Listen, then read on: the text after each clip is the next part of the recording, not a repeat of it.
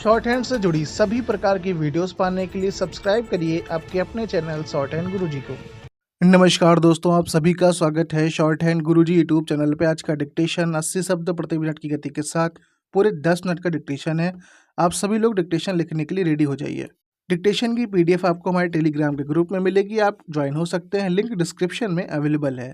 Dictation start होगी 5 second के बाद। Ready start. महोदय, किसी भी राष्ट्र की आर्थिक नीतियों के निर्माण तथा कार्यान्वयन की दिशा का निर्धारण इसके बजट से ही होता है। सार्वजनिक हित एवं लोक कल्याणकारी राज्य की अवधारणा ने बजट के महत्व को और भी अधिक बढ़ा दिया है। भारत में बजट प्रक्रिया शीर्षक से दिए गए एक अन्य लेख में बजट के इतिहास, महत्व, बजट स्वीकृति की प्रक्रिया, बजट की गोपनीयता, अनुदानों की मांगों में कटौती प्रस्तावों और वित्त विधेयक आदि पर प्रकाश डाला गया है तथा वित्तीय मामले में सदन के सीमित अधिकारों का भी उल्लेख किया गया है। हमारे युवा सांसदों एवं अन्य अध्येताओं को यह लेख निश्चय ही रुचिकर लगेगा। संसद सदस्यों के निर्वाचन क्षेत्र तथा वहां की जनता स्तंभ के अंतर्गत मध्य प्रदेश के मंडला निर्वाचन क्षेत्र से निर्वाचित सांसद का आलेख तथा हमारे उभरते सांसद स्तंभ के अंतर्गत लोकसभा के युवा सांसद सदस्य का आलेख सम्मिलित किया जा रहा है। ऐसे आलेखों से हमारे जिज्ञासु पाठक माननीय संसद सदस्यों के जीवन वृत्त, व्यक्तित्व एवं कृतित्व से विभिन्न विषयों पर उनके विचारों से तथा उनके निर्वाचन क्षेत्रों की समस्याओं तथा संभावित निदानों और वहां हुई प्रगति आदि से परिचित होते हैं।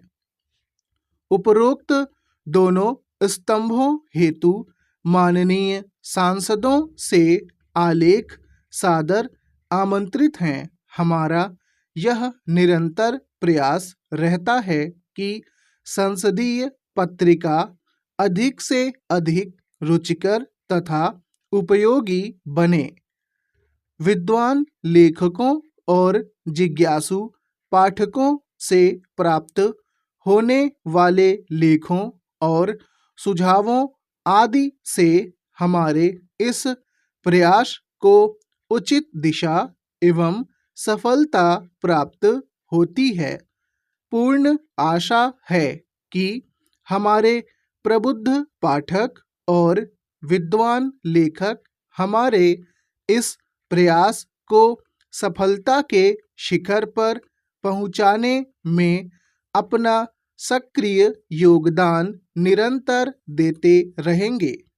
हम सांसदों, राज्य विधानमंडलों के सदस्यों, संसदीय तथा संवैधानिक विषयों के विद्वानों एवं अध्येताओं द्वारा संसदीय संस्थाओं तथा संसदीय प्रक्रियाओं एवं कार्यप्रणालियों सहित संसदीय रुचि के सामयिक और संवैधानिक विषयों पर लिखे गए समस्यामूलक लेखों का साभार स्वागत करेंगे।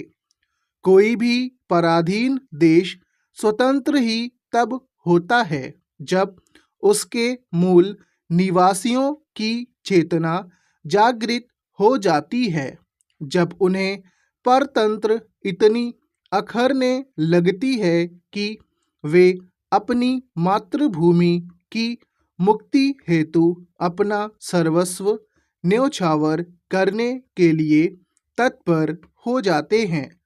जब वे प्राण तक बलिदान करने के क्षण की आतुरता से प्रतीक्षा करने लगते हैं और ऐसी पुण्य घड़ी आते ही अपना सर्वस्व बलिदान कर देते हैं, जिससे साम्राज्यवादी शासक शोषित लोगों को सत्ता सौंपने के लिए विवश हो जाता है। महोदय, गुलामी के लंबे दौर के बाद स्वतंत्र हुए भारत के निर्माण के लिए जहां सामाजिक एवं आर्थिक उत्थान के लिए कार्य प्रारंभ हुए, वहीं वैज्ञानिक कार्यकलापों में भी तेजी आई। इतने कम समय में हम इतनी अधिक प्रगति कर गए हैं कि हमारा देश बैलगाड़ी के युग से निकलकर आधुनिक विज्ञान के युग में आ पहुंचा। आज भारत ने कई महत्वपूर्ण उपलब्धियां हासिल की हैं, जिसने भारत को विज्ञान एवं प्रौद्योगिकी के कई क्षेत्रों में आत्मनिर्भरता की दहलीज पर लाकर खड़ा कर दिया है। लेकिन इतना सब होने के बावजूद आज हमारे यहाँ विज्ञान की उच्च शिक्षा का माध्यम हिंदी नहीं हो पाया है। स्वतंत्रता के लंबे दौर के बाद भी भारत में हिंदी विज्ञान लेखन और प्रकाशन विदेशी भाषा के शिकंजे में कसा हुआ है।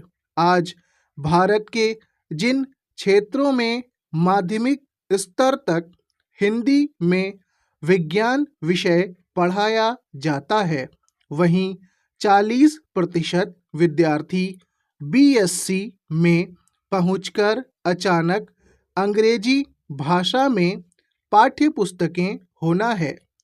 इनमें से 45% विद्यार्थी जो अंग्रेजी माध्यम को रो धोकर अपना लेते हैं, वहीं 15% यदि हिंदी माध्यम को अपनाने का प्रयास भी करते हैं तो उनके सामने कई समस्याएं खड़ी हो जाती हैं।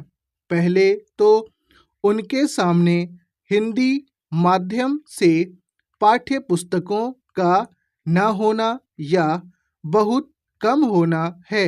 दूसरे, शिक्षकों द्वारा तैयार कराई जाने वाली पाठ्य सामग्री भी हिंदी में नहीं होती। यदि होती भी है तो हिंदी अंग्रेजी की उस खिचड़ी में अंग्रेजी की दाल कहीं अधिक होती है।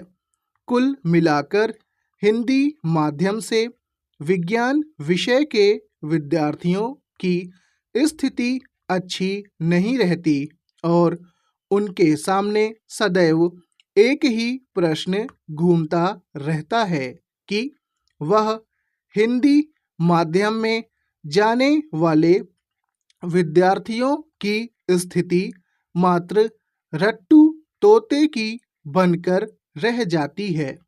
अब कुछ विश्वविद्यालयों ने हिंदी को समस्त विषयों के अध्ययन एवं परीक्षा का माध्यम स्वीकारा है, लेकिन सवाल यह है कि कितने संस्थानों ने इसे पक्ष में खुले दिल से स्वीकारा है और कितने शिक्षक इसके पक्ष में हैं। इसका अनुमान आज भी हिंदी में विज्ञान पाठ्य पुस्तकों के अभाव को देखकर सरलता से लगाया जा सकता है। आज शिक्षक वर्ग द्वारा विज्ञान के विभिन्न विषयों पर अनेक पुस्तकें लिखी जाती हैं। परिणाम स्वरूप आज कुछ शोध प्रबंध हिंदी माध्यम से प्रस्तुत किए जाने लगे हैं। आज आवश्यकता इस बात की है कि हमें ऐसे प्रयासों की मात्र सराहना ही नहीं करनी चाहिए, अपितु इसे अपनाना भी चाहिए।